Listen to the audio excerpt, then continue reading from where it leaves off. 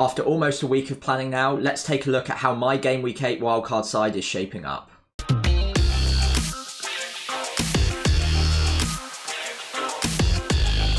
So this is a wildcard video, so I'm not going to spend too long on my team performance from Game Week 7, but it's fair to say it was a bit of a disaster. 42 points, another red arrow down into the 2 millions now. I felt like the button needed to be pressed, especially with so many issues arising in my team. Estupiñán has actually come out since as injured.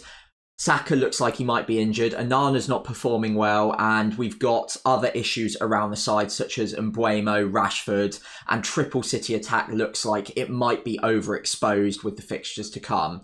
Overall, 42 points in Game Week 7 was not a good score. Only Trippier, Saka and Alvarez saved my blushes whatsoever. Trippier with the 12 points. Saka, despite the fact that he could have been injured last game week, started, scored. So 9 points from him. Glad I held on to him. And then Alvarez with that free kick goal did get the yellow card, but also 3 bonus points as well.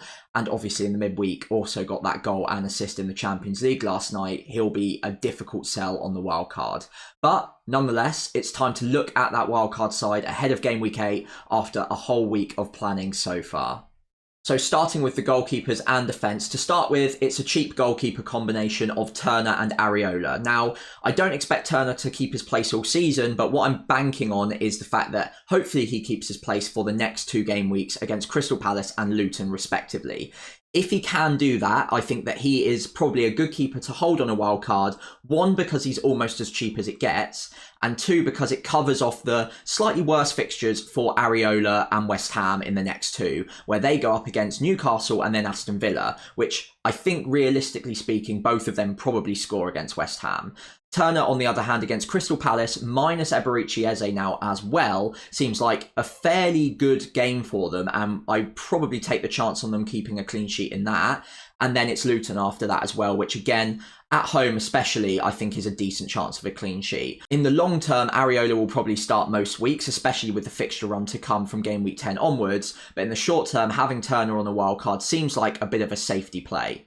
Moving into defence from left to right, Matty Cash is locked in on my wildcard draft. I think he'll be in most people's wildcard teams at the moment. He is pretty template, but there are good reasons for that. Aston Villa's fixtures, again, for the next 2 are pretty decent, but after that, they turn really, really good for the foreseeable, and I don't think you're going to be looking at getting rid of Matty Cash for the next 8 or 9 game weeks after this. His underlying attacking data is also absolutely fantastic, better than any other defender in the game at the moment, and he is sometimes even playing at right wing. So overall, considering he's a pretty good budget enabler at 4.9 million now, he's great value for money, great attacking data, great fixtures. He's a complete lock on my wildcard right now. Udogie is questionable for some people. You might be looking at Pedro Porro instead of Udogie at just 0.2 more now. But if you're like me and you've got value tied up in Udogie, I think his attacking data is good enough that you probably don't want to make that 0.4 sacrifice to get to Porro. I think overall Udogie's still a good option. It's marginal, and I think if it was just 0.2 between the 2, if you're getting one of them this week for the very first time, you probably look more closely at Porro with slightly better attacking data. But I think Udogie probably just comes out ahead for me, considering my budget is fairly tight and that 0.7 in the bank at the moment is going to be used elsewhere. So I don't want to sacrifice an extra 0.4 for what is, I would think, a marginal upgrade. The fixtures are great for Spurs, so I think you do probably want to have that defensive coverage, especially for the next 2 against Luton and Fulham, and then it's Crystal Palace after that as well. So I'm more than happy to have Udogie on my wildcard. Dan Burn makes the back 3 as well, and then the big sacrifice is Kieran Trippier. Now, I do want Kieran Trippier on my wildcard. I still haven't actually sold him yet because I do have value tied up in him, and I only want to sell him when I'm completely 100% confident that I want to get rid of him. I still think he's a great option. I think he will tick over with the attacking returns, but a compromise needed to be made somewhere in my side because I was about 2 million shy of other options. Now, Kieran Trippier will probably outscore Dan Burn over the foreseeable, and that is absolutely fine. I'm expecting that to happen. But I think Dan Burn probably covers off those clean sheets pretty well. I think he'll be getting 90 minutes most weeks. So if Kieran Trippier is getting a clean sheet, Dan Burn probably is as well. So with that in mind, I think that I'm only really trying to take a chance on Kieran Trippier's attacking data and the fact that he might not be getting assists every single week. It is important to say when he gets any sort of attacking returns, he usually gets bonus as well. So I'm probably taking that on too. But I think the 2 million upgrade that I can make elsewhere in my side probably matches and outscores that. So I'm hoping that Dan Burn can cover him off well enough. On the bench, I've got Soufal. Now, Soufal in the short term probably isn't going to be a starter for me. But in the medium term to long term, West Ham's fixtures are fantastic, as I mentioned with Areola. Soufal's got an underlying XA of 0.13 per 90, which is really decent. And other options like the centre-backs at West Ham could also be really decent options as well, by the way, at 4.5 million as well. Now, it's important to note that with James Ward-Prowse on free kicks and set pieces, corners as well, you would expect some good attacking data from the centre-backs, and Zuma and Aguerd could get on the end of quite a few crosses from James Ward-Prowse, meaning that their goal threat could be considerably up from last season. The final defender that makes the wildcard draft is Charlie Taylor. There is an argument to say you go with Tariq Lamptey at the moment, but even though Estupiñán is out for a month, that probably means that he comes back around game week 10, considering there is a 2-week international break in the middle of all of this.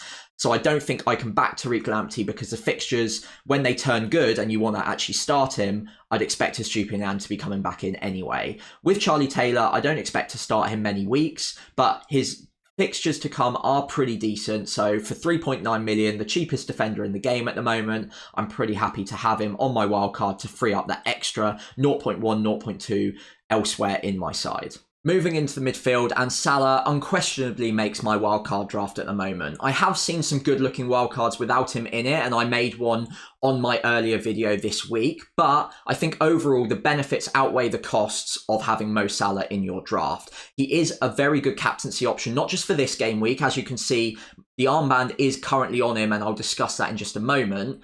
But moving beyond this game week as well, I want to have another captaincy option in situ to take on Erling Haaland in the weeks where he's got a slightly more difficult fixture. Salah definitely ticks those boxes, and if you're downgrading Salah to a Saka or to a Luis Diaz, for instance, I think one, with Saka, you're questioning the injuries at the moment. And two, with Luis Diaz, I don't think you're going to be tempted to captain him in comparison to Mo Salah. Now, Mo Salah's underlying data is still absolutely fantastic. So I think even though that the goals have slowed down ever so slightly, I think we'll still expect some really good returns and really decent bonus points over the next run of 8 to 9 games. So I really want to jump on him, and he was a major reason why I wildcarded this game week. Moving across to Heung-min Son, there are slight worries about his fitness ahead of game week 8, but I think he's just being generally managed at the moment. He's got an ongoing slight injury concern, and it looks like Postecoglou's going to be taking him off around about the 70-minute mark in most weeks when the game is already won, and even in certain cases when it's not as well. So I think on paper, if we were thinking he would get 90 minutes this week, he'd probably be my captain. He'd probably be a lot of people's captain. But if we're only banking on him getting 60 to 70 minutes, I think it's now more debatable whether or not you want to take him on as a captaincy option when you've got other good options like a Mo Salah this game week who will probably get 90 minutes. Nevertheless, regardless of captaincy or not, I still think Son is an absolutely fantastic option, playing up top now, out of position from midfield up front for Spurs, who are creating a lot of chances at the moment, really good on the underlying data, and they've got James Maddison creating a lot of chances for Son. I think he's very hard to go without as long as we know that he's going to play this week. And even if we don't get any confirmation, I still think it's pretty likely he does. Moving beyond this game week as well, he's a really good hold over the foreseeable future, and I think it's very hard to go without Heung-min Son on a wildcard this week. Moving across, I've also got Maddison to complete the Spurs double up in midfield and a triple up overall. Against Luton away from home, I think Luton will play that low block. It will be quite hard to break them down, and James Maddison will be absolutely crucial to hopefully ensuring that Spurs get 3 points that week and hopefully a few attacking returns as well. I really fancy him for the next two fixtures where he will be going up against low blocks in Luton and Fulham. And I think just generally, he's great value for money. His underlying attacking data, the XGI per 90 at the moment is far and beyond what I'd expect someone at 8 million to be performing at. So I think he's going to be great value for money. And hopefully in about 3 game weeks time, Saka's going to be fit, and the 0.7 in the bank at the moment would be for a direct swap from Maddison to Saka ahead of that game week 10 fixture against Sheffield United at home. So he's a bit of a placeholder, but with the 2 fixtures to come, against Luton and Fulham, I think he's a great placeholder for Saka at the moment, and I do expect him to perform really well over the next 2. The 4th spot in my midfield is giving me a lot of grief at the moment, and earlier in this week, and probably up until about now, it's been Moussa Diaby. However, he is flagged at the moment, and he hasn't trained all week, and Emery has confirmed that he is out of the midweek European clash at the moment as well. So I'm recording this Thursday morning. We haven't got any press conference news ahead of the Game Week 8 deadline, other than the fact that Diaby hasn't trained for the midweek clash. So I think he is going to be a pretty big doubt ahead of Game Week 8. With that in mind, I have used the extra money I had spare to upgrade Diaby to Bowen on my wildcard draft. I think Bowen, despite the fact that the next 2 fixtures aren't fantastic on paper, still has a great chance of scoring against anyone at the moment. And an underlying XG per 90 of over 0.5 is absolutely incredible for a midfielder. He's basically playing as a second striker for West Ham at the moment, and I think goals are going to continue to flow for him. At the moment, at 7.2 or 7.3 million now because of the price rise, I still think he's going to be great value for money. And again, if I can hold on to him beyond game week 9, the fixtures are really, really good for West Ham. I think he's going to remain fairly differential as well. I don't think he's going to be a template pick anytime soon. So even with Diaby fit, I'd be tempted to look at Bowen on a wildcard draft this week, and I think it's a pretty 50-50 call if Diaby is fit, whether I go for Bowen or Diaby. Finally, in my midfield, I'm not playing 5 across the middle as it stands at the moment, but most weeks I probably would be. The reason being, I've gone with Gordon on my wildcard as it stands at the moment, and I think even though he's suspended this week, it will put a lot of people off, and I completely understand that, but I'm building a wildcard for more than just this game week. And what I'm hoping is that because it puts a lot of people off, and because I do think that outside of the suspension, Gordon will get really, really good minutes for Newcastle in the Premier League, all the way up until probably January, because Harvey Barnes is out for the foreseeable future. Gordon's underlying attacking data is really, really good at the moment, and not just the underlying attacking data either, by the way. On the eye test, he's really doing well. He looks like he fits into that Newcastle starting 11 really well at the moment, and they're finding him in those pockets of space. He's driving at defences. He looks like he's full of confidence at the moment, and I do want a part of that, especially at 5.6 million, which is ridiculously good value for a player in a good team like Newcastle are, who's also getting those underlying attacking data points too. So I think even though Gordon is suspended this week, and it is a slight worry for me that I'd have to be playing a less than ideal starting 11 in game week 8, I do quite like the thought of having him on my wildcard when a lot of people won't, and having him in situ for game week 9 and beyond when Newcastle's fixtures are still looking pretty decent. So those are my midfield 5. Let's have a look at the 3 up front and how I'm shaping up for game week 8. So moving across into my forward line, and Erling Haaland has survived the chop. I don't think that realistically I was ever going to be looking at getting rid of him this game week. I think there are those out there who are backing against him because they don't think that he's going to be value for money over the next run of games, especially because he might not be your captain very often. However, looking at the fixtures for me, I still think that there's a good chance that he's my captain in at least 2, but possibly even 3 of the next 6 weeks. And I just don't think that it's likely he continues to misfire in the next few game weeks as well. Even with the worst fixtures, the underlying data is still really, really good. And City can comfortably score 2 or 3 goals in any given game week against any opposition.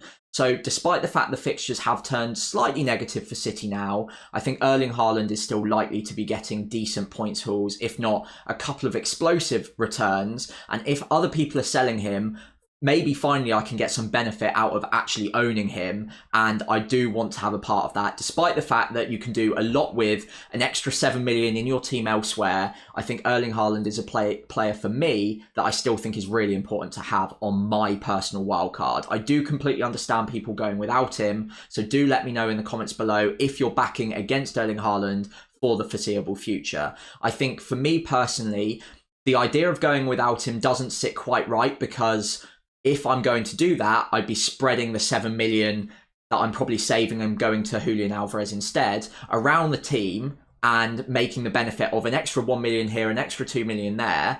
And then if all of a sudden I realise that Erling Haaland is essential to have and I do need to get back to him, I've already burnt my wild card and I probably need to spend 2 or 3 transfers at least to get back to him in any given game week. And that seems like a really dangerous thing for me to do. And because I do fancy Erling Haaland for the next few game weeks, I don't really want to back against him and leave myself with a bit of a conundrum on how to get back to him if he starts firing again, which I do expect, considering the underlying data, is pretty likely. Moving across to Ollie Watkins, I think because I don't have Moussa Diaby on this current draft, Ollie Watkins becomes even more important to have, because Aston Villa's fixtures over the foreseeable future are really, really positive. The next 2 are decent, but after that, they turn really good. Ollie Watkins, if we disregard game week 7, was still ticking along really, really nicely. He had either a goal or an assist in all but 1 game so far this season. And I think the fact that he scored the 5 returns in game week 7 has kind of put him back in the front and centre of people's view. Now, he wasn't being talked about a lot before this game week, but the underlying data was still there. The attacking returns were still there, and now all of that sort of come together in the perfect storm where the fixtures are now turning really good. He's just had a massive haul, so he's going to be talked about a lot this game week, and it's really easy to see why people would think that it's a bit knee-jerk. But I don't think it is personally. I still think that he's a great option to have for the foreseeable future. And with those game weeks ahead, I think that there are more hauls on the horizon. Now, the one issue with this wildcard side is the fact that because I've got Gordon sat on my bench this week because of suspension, I need to play probably a less than ideal starting 11 in game week 8 itself. Now, because I've gone with Archer as my 3rd striker, he would normally be on my bench and I'd be very happy having him as a 1st or a 2nd sub most game weeks. However, with Gordon suspended, I needed to either start my 3rd striker or my 4th defender. Now, if I'm going with Soufal or Aguerd or Zuma on my wildcard, Newcastle at home isn't fantastic from a defensive point of view. I do expect Newcastle to score in that game, so I don't really want to ideally be starting a West Ham defender this game week. So that probably leaves me with either Charlie Taylor against Chelsea, which I don't really fancy either, or I can look at Archer, who happens to have a really good fixture this game week against Fulham away from home. Fulham's underlying defensive data isn't fantastic at all this season, and even though Archer hasn't really hit the ground running too quickly at Sheffield United just yet, I still think there's a decent enough chance of an attacking return against Fulham, enough to make me think that in the long term, it's worth having Anthony Gordon over the likes of a Pedro Neto, for instance, that I think just isn't as good an option. I think even though I'm playing Archer this game week and I prefer to play a Pedro Neto, for instance, in this game week and just go with a 3-5-2, I think longer term, I prefer to have Anthony Gordon ahead of Pedro Neto. So I'm willing to take the slight sacrifice this week, hopefully for the long-term gain of having Anthony Gordon in my side. I do think it's a slight issue. I'm not completely comfortable with it. And I am looking at that 4th defender spot in Soufal or Aguerd or Zuma and maybe trying to find another 4.5 defender that has a better fixture this game week that I could start as a 4th defender and just drop Archer to the bench. Nevertheless, I still think Archer against Fulham isn't terrible, and I think overall, because of what I'm doing elsewhere in my side, I don't hate it as a starting 11 for game week 8, but then beyond that, in game week 9 and onwards, remember a wildcard isn't just for 1 week after all. I really like the look of my 3-5-2 with Gordon in situ. So there you have it. That is my current game week 8 wildcard side. I'm not locked in yet. There are still moves to be made because we haven't heard all of the press conferences yet. But as far as I'm concerned, if we hear no other news on Moussa Diaby, if we don't know that he's trained, then it does look likely that this will be very, very close to my Game Week 8 wildcard side. For my final side, do make sure you follow me on X at FPL Pricey, where I will lock in before the deadline if you want to check out my very final wildcard side. For the time being though, if you could leave a like and subscribe to the channel, that would be greatly appreciated. I hope you've enjoyed today's video, and hopefully I'll see you next week with, fingers crossed, a green arrow for my wildcard side ahead of Game Week 9.